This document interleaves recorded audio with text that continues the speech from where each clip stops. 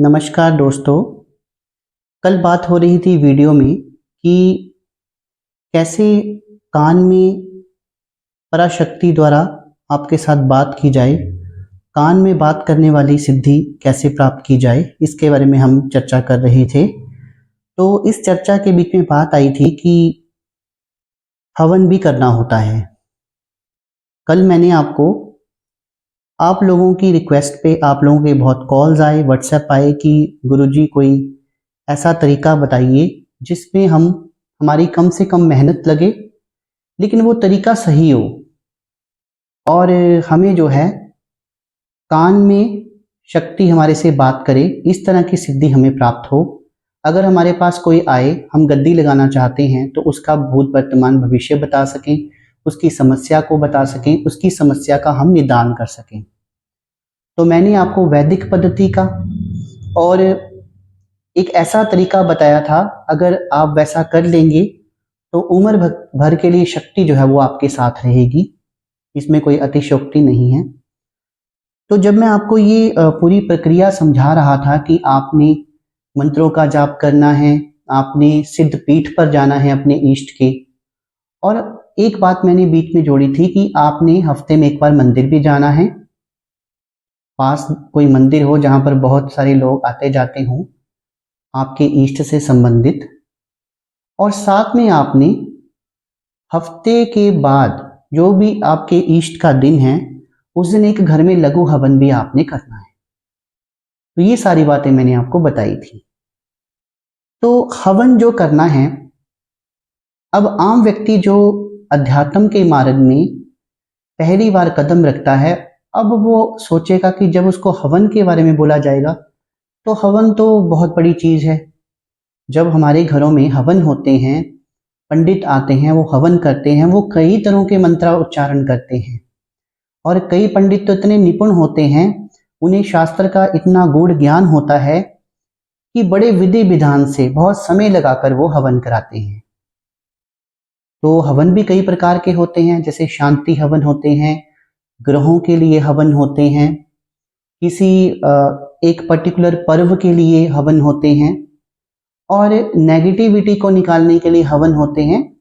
हवन बहुत प्रकार के होते हैं, लेकिन आज इस वीडियो में मैं आपको मंत्र को सिद्ध करने के लिए घर में छोटा सा हवन हम कैसे कर सकते हैं। मान लीजिए आप कोई मंत्र सिद्ध कर रहे हैं तो उसको और भी पावर मिले, क्योंकि हवन से पावर मिलती है। हवन से क्या होता है कि जब हम किसी मंत्र का जाप कर रहे होते हैं तो हमारे शरीर में पॉजिटिव शक्तियां तो आती हैं, पर उसके साथ साथ नेगेटिव शक्तियां भी आती हैं। तो उन नेगेटिव शक्तियों को साफ करना होता है, नहीं तो वो हमारे शरीर पे हावी हो जाती हैं, हमारे कंधे भारी होना शुरू हो जाते हैं, हमारा शरीर जो है वो काफी भारी हो जाता है। तो उसके लिए चाहिए कि हम बीच बीच में, जैसे हमारे गुरु ने बताया है, वैसे वैसे छोटा सा हवन करते रहें। महीने में ज्यादा नहीं तो 2-3 हवन भी कर लेंगे तो हमारी शक्तियां जो हैं, नेगेटिव शक्तियां जो हैं वो हट जाती हैं और हमारे पास पॉजिटिव शक्ति रहती है, और धीरे धीरे हमारे अध्यात्म का लेवल जो है वो ऊपर होता जाता है। तो वो हवन कैसे करना है, उसके लिए कौन कौन सी सामग्री लगती है, उसके बारे में हम विचार करेंगे विस्तार में। इससे पहले कि मैं आपको वो विधि बताऊं, मेरा आप सबसे आग्रह है, जो भी मेरे इस YouTube चैनल पर पहली बार आए हैं और पहली बार मेरी वीडियो देख रहे हैं, वो कृपया करके मेरी वीडियो को लाइक कर दें, कमेंट सेक्शन में जय माता दी लिख दें, और वीडियो अच्छी लगे तो उसे वो शेयर भी कर सकते हैं। चैनल को सब्सक्राइब कर लें, बेल आइकन को प्रेस कर लें, ताकि आगे जो मेरी वीडियोस आएंगी उनका नोटिफिकेशन जो है वो उन तक पहुंचता रहे। तो चलिए दोस्तों शुरू करते हैं। तो दोस्तों सबसे पहले हम बात कर लेते हैं सामग्री की। मैं आपको एक कॉमन सामग्री बताऊंगा। ये सामग्री जो है लगभग सभी इष्टों के लिए, हवन के लिए जो है वो इस्तेमाल में लाई जा सकती है। इसमें थोड़ा बहुत हेर फेर आप कैसे कर सकते हैं, जैसे आपको इसमें सबसे पहले चाहिए काले तिल, जौ और अक्षत। अक्षत और चावल में ये फ़र्क होता है कि जो चावल होते हैं वो टूटे फूटे भी हो सकते हैं, हो सकता है वो पूरे कंप्लीट ना हो और वो टूटे हुए हों, लेकिन कुछ चावल जैसे कुछ क्वालिटीज़ होती हैं, जैसे बासमती के कुछ अच्छे चावल होते हैं जो पूरे होते हैं, टूटे फूटे नहीं होते हैं, तो वो आपने लेने हैं। ये 3 सामग्रियों को आपने मिला लेना है और मार्केट में बहुत अच्छी क्वालिटी के हवन मिल जाते हैं, उस हवन को उसके बीच में आप मिला लीजिए। उसके बाद में आपने उसके अंदर पंचमेवा, अब पंचमेवे में क्या क्या, जैसे मान लीजिए पंचमेवे मैंने बादाम डाल लिए, छुहारे डाल लिए, 2 चीज़ें हो गई। फिर हमने जो नारियल होता है, सूखा नारियल जो घरों में गिरी होती है, जो हम हलवे में भी काट कर डालते हैं, 3 चीज़ें हो गई, एक वो डाल दिया। और साथ में उसमें जहाँ तो हम शहद मिला लेंगे, जहाँ फिर हम मिश्री या चीनी भी मिला सकते हैं, पर चीनी नहीं मिलानी चाहिए, आप मिश्री मिला लीजिए, जहाँ फिर शक्कर भी मिला सकते हैं। चीनी में बहुत सारे केमिकल्स होते हैं, वो हमें उसमें नहीं डालना चाहिए, क्योंकि हवन जो है वो साइंटिफिक भी होता है। हवन हम क्यों करते हैं उसका साइंटिफिक रीज़न भी होता है, वो हमारे शरीर के काफ़ी रोगों को, नेगेटिविटीज़ को दूर करता है। तो हम पहले ही अगर बैड केमिकल्स वाली चीज़ें यूज़ करेंगे तो और नेगेटिविटी आने के चांसेस हो जाते हैं। तो मीठे में आप मिश्री डालिए, या फिर आप शहद डाल सकते हैं। और इस तरह से ये पंचमेवे हो गए। फिर आपने जो हवन सामग्री ये सारी है इसको मिला लेना है और इसमें आपने डालना है देसी घी। देसी घी को थोड़ा सा गर्म करके उसमें मिक्स कर लीजिए। जो मैंने पंचमेवे बताए इसमें 5 चीज़ें करनी है, जैसे 2-3 चीज़ें मैंने आपको बता दी, बादाम डाल लीजिए, छुहारे डाल लीजिए, सौगी मिलते हैं सौगी डाल सकते हैं, गिरी मैंने आपको बता दी, और एक चीज़ मैंने आपको मिश्री बता दी। तो इस तरह से पंचमेवा हो गया वो। अब इस सामग्री में आपने डाल दिया देसी घी और उसको अच्छी तरह आपने मिक्स कर लेना है। तो ये आपकी एक बेसिक सी हवन सामग्री जो है वो तैयार हो गई। अब इसमें आपने ईष्ट के हिसाब से आप थोड़ी बहुत चेंजेस जो हैं वो कर सकते हैं। जैसे मान लीजिए मैं माता काली की पूजा करता हूँ, तो उस हवन को थोड़ा सा उग्र बनाने के लिए हम 2 लौंग 2 इलायची का जोड़ा डाल सकते हैं। अगर आप भगवान हनुमान आपके इष्ट हैं, उनके मंत्र का आप हवन करना चाहते हैं, तो उसमें 2 लड्डू डाल लो आप, क्योंकि भगवान जो हैं उनको लड्डू प्रिय है। तो इस तरह से आपने देखना है कि आपके उधर भोग प्रसाद क्या चढ़ता है, या कोई विशेष चीज़ चढ़ती है, या आप कोई विशेष भोग देते हैं अपने इष्ट को, तो उस हिसाब से उसमें वो चीज़ आप ऐड कर सकते हैं। और बाकी जो मैंने सामग्री बताई है एक बेसिक सी, हर हवन में उसको आप यूज़ कर सकते हैं। इसके अलावा आपके पास होना चाहिए कपूर, और आम की लकड़ियाँ आपके पास होनी चाहिए। अगर आम की लकड़ियाँ नहीं यूज़ करना चाहते तो आपके पास उपला, जिसे हम कंडा भी कहते हैं, जो गाय के गोबर से बनता है, आजकल तो ऑनलाइन भी मिल जाते हैं, तो उसका इस्तेमाल भी आप कर सकते हैं। ये एक मैंने आपको बेसिक सी सामग्री बताई। अब विधि विधान क्या है, किसी भी मंत्र को सिद्ध करने के लिए हमने घर में एक छोटा सा हवन कैसे करना है। तो आप, क्योंकि जैसे अब शहरों में क्या होता है, आमतौर पर नीचे टाइलें होती हैं, मार्बल होते हैं, मान लीजिए इस तरह के किसी स्थान में बैठकर आपने हवन करना है, तो आप 2 या 4 ईंटें ले लीजिए, ईंटें लगाइए, उसके ऊपर आटे की मदद से आपने स्वस्तिक बनाना है, स्वस्तिक बना लीजिए। या फिर कोई भी जो मतलब आध्यात्मिक काफ़ी यंत्र आते हैं हवनों के, आप नेट से भी देख सकते हैं, कोई बात नहीं, लेकिन ओम और स्वास्तिक ज़्यादा बनाया जाता है, तो वो आटे से आसानी से बन जाता है, वो आपने कर लेना है। उसके बाद में आपने क्या करना है कि, और हवन जो है वो ज़्यादातर सुबह और शाम को किया जाए तो बहुत बेहतर है। अब आपने क्या करना है, पहले आपने अपनी जो आपका मंदिर है घर में वहाँ बैठ जाना है, एक दीपक आपने जलाना है घी का, अपने इष्ट के नाम का एक धूप जलाना है आपने, और पंचोपचार से उनकी पूजा कर लेनी है। और उसके बाद में जो भी भोग प्रसाद आप उनको चढ़ाते हैं वो चढ़ा लेना है आपने, और उनके मंत्रों का आपने जाप करना है, जो संख्या आपने निर्धारित की है, जो आपने संकल्प लिया है। अगर तो हमने दोस्तों बहुत ही छोटा हवन करना है तो हम उस मंत्र का 108 बार हवन कुंड में आहुति देते हैं। अगर हमने ऐसा नहीं करना तो कुछ लोग क्या करते हैं कि दशांश हवन का उन्होंने संकल्प लिया होता है। जितने मंत्र वो जाप करते हैं उसके दशांश जो होता है 10% जो होता है उसका वो हवन करते हैं। तो यही लगभग प्रोसेस होता है। तो आपने अपना जैसे मंत्रोच्चारण कर लिया, आपने अपने इष्ट का वही दीपक जो है वो उठाकर जहाँ पर आपने वो ईंटें रखी हैं और जो आपने उसका वो यंत्र बनाया है वहाँ पर पास में ही वो दीपक रखना है। दीपक का जो मुख है वो उस हवन कुंड की जो स्थान दिया है आपने उस तरफ होना चाहिए। अब आपने क्या करना है, जो धूप जल रहा है अंदर वो भी वहाँ पे लगाना है। एक लोटा जल आपने वहाँ पे पास में रखना है। जो लोटा होगा उसके आसपास आपने कलावा बांध देना है। ठीक है, लाल रंग का आप कलावा बांध दीजिए।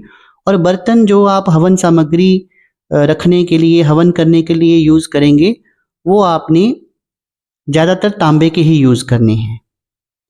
अब पंडित तो आप हैं नहीं, एक आम व्यक्ति हैं, तो बड़ी बेसिक चीजें मैं बताऊंगा क्या क्या करना है। वो जो आपने जल का पात्र रखा होगा ना, उसमें आपने एक पुष्प डाल लेना है और कुछ आपके पास कपूर भी होने चाहिए। अब आपने वो जो ईंटों का स्थान दिया है जिस पे यंत्र बनाया है उसके ऊपर एक आपने तांबे का कोई बर्तन छोटा सा जिसमें आपका लघु हवन हो जाए वो रख लीजिए। या फिर आप मिट्टी का शकोरा जो हमें बाजार से मिल जाता है वो भी रख सकते हैं। उसमें आपने नीचे पहले सबसे पहले कपूर रख देने हैं। कपूर रख दीजिए।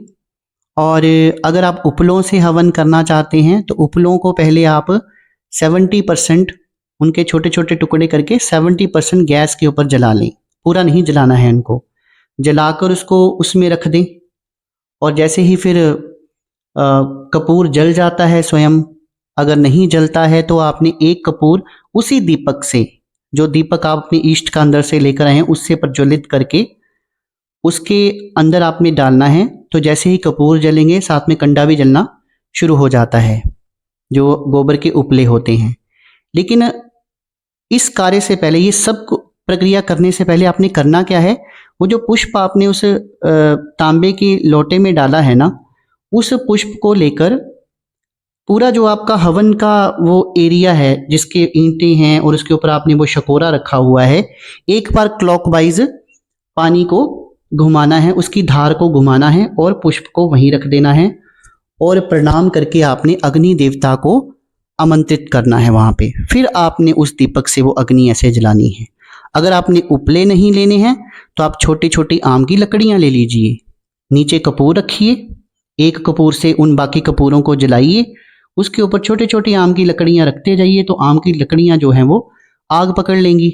थोड़ा सा और उसको तीव्र करना है तो थोड़ा सा देसी घी, एक कटोरी में देसी घी भी पिघलाकर अपने पास रख लीजिए, क्योंकि अंत में उसकी धार भी देनी होती है।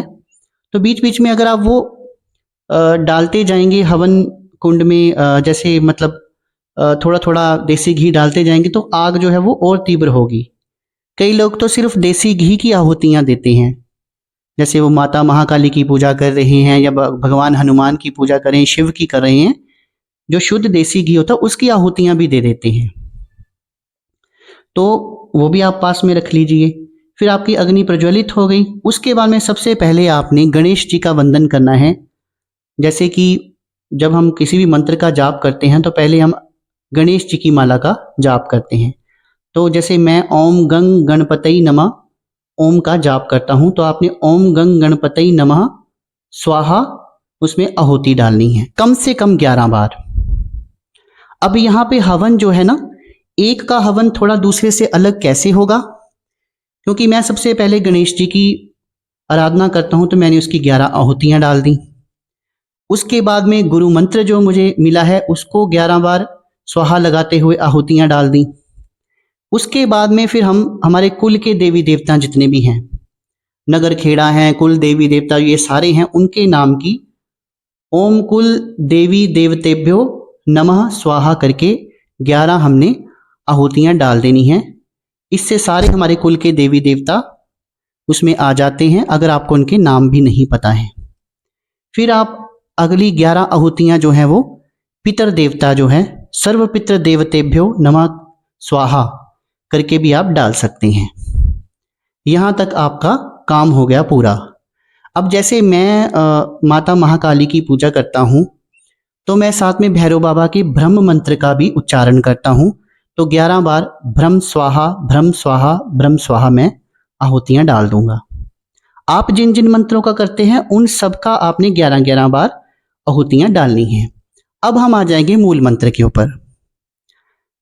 मान लीजिए आपका मूल मंत्र है भगवान हनुमान का ओम हम हनुमते नमः ओम। तो इस मंत्र के पीछे स्वाहा लगाते हुए आपने, अगर आपने 108 बार हवन में आहुतियों का संकल्प लिया हो तो 108 बार कर लीजिए। अगर आपने दशांश हवन का संकल्प लिया हुआ है तो दशांश जितने भी मंत्र बनते हैं उनके पीछे स्वाहा लगाते हुए इस मंत्र का आपने हवन कुंड में जो हवन सामग्री है उसको डालते जाना है। और जब लास्ट बार आपका मंत्र रह जाए, आखिरी मंत्र जब रह जाए, तो आपने सारी हवन सामग्री एक साथ हवन कुंड में डाल देनी है और नीचे जो बचा होता है उसको भी पहले इकट्ठा करके आपने थाली में डालना है और डाल देनी है।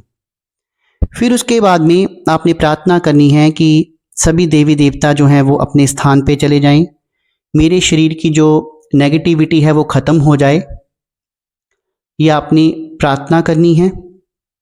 और मेरे घर में सुख समृद्धि रहे, लक्ष्मी का वास रहे, ये आपने प्रार्थना करनी है। फिर आपने वैसे ही द्वारा जल लेकर एक बार द्वारा घुमाना है एक पुष्प से और 5 बार छिट्टे कराने हैं। अग्नि देवता को भी शांत होने के लिए आपने कहना है। और अंत में आप जो घी है उसकी, जो घी बचा हुआ है उसकी सारी धार जो है उसके अंदर हवन कुंड के अंदर डाल देंगे और जो पात्र रखा हुआ है उसके बीच में एक बूंद आपने टपका देनी है, क्योंकि हवन से उस जल के पात्र में पॉजिटिविटी आ जाती है। वो धार जो आप घी की टपका रहे हैं उसकी एक बूंद फेंकने से पॉजिटिविटी आ जाती है। बाद में वो सारा जल जो है हमने अपने घर में छिड़कना होता है। जब हम 5 छींटे करवा देते हैं जल के तो वो एक तरह से और हाथ जोड़कर प्रार्थना करते हैं अग्निदेव से कि अब आप थोड़ा शांत हो जाएं, तो वो हवन की समाप्ति होती है। उनसे हम हवन को समाप्त करने की परमिशन लेते हैं। इस परमिशन से पहले अगर हम ये जो अग्नि जल रही है उसके ऊपर हाथ फेर कर अपने मुंह पर, अपने पूरे बदन पर फेर लें, तो अगर कोई नेगेटिविटी है तो वो निकल जाती है। या साथ में कोई व्यक्ति हवन में आपके साथ बैठा है तो आपको लगता है कि इसको कोई नेगेटिविटी है, तो वो स्वयं भी हाथ फेर सकता है अपने ऊपर और आप भी हवन कुंड का जो धुआं निकल रहा है, जो अग्नि निकल रही है, उसकी हीट जो है अपने हाथों से लगाकर उसको लगा सकते हैं। अगर वो खुद ये करने में असमर्थ है तो उससे जो है शरीर की नेगेटिविटी है जो वो दूर होती है। और जल जो है आपने छिड़क देना है। बाद में जब हवन ठंडा हो जाए तो 1 दिन का गैप डालकर उसे जल प्रवाह कर दें और हवन के स्थान को हवन पूरा होने पर थोड़ा सा हिला भी लेना है अपने स्थान से। तो इस तरह एक लघु हवन आपके घर में हो जाएगा जो आप आराम से कर सकते हैं। दोस्तों, मैं आशा करता हूं कि जो जानकारी मैंने आज आपको दी है कि कैसे हम छोटा सा हवन घर में करके अपने मंत्रों को पावर दे सकते हैं, उनको सशक्त कर सकते हैं, वो आपको अच्छी लगी होगी। अगर जानकारी आपको अच्छी लगी है तो मेरी वीडियो को एक लाइक कर दीजिए, ज़्यादा से ज़्यादा शेयर कर दीजिए, ताकि जो लोग इच्छुक हैं कि हम मंत्र जाप के साथ छोटा मोटा हवन भी घर में कर लें तो उन्हें ये विधि विधान समझ आ जाए और वो कभी कभी घर में हवन भी कर लें। इससे घर में पॉजिटिविटी भी रहती है। दोस्तों, आपने अपना कीमती समय निकाला, मेरी वीडियो को देखा, उसके लिए बहुत बहुत धन्यवाद। शुभ रात्रि मित्रों।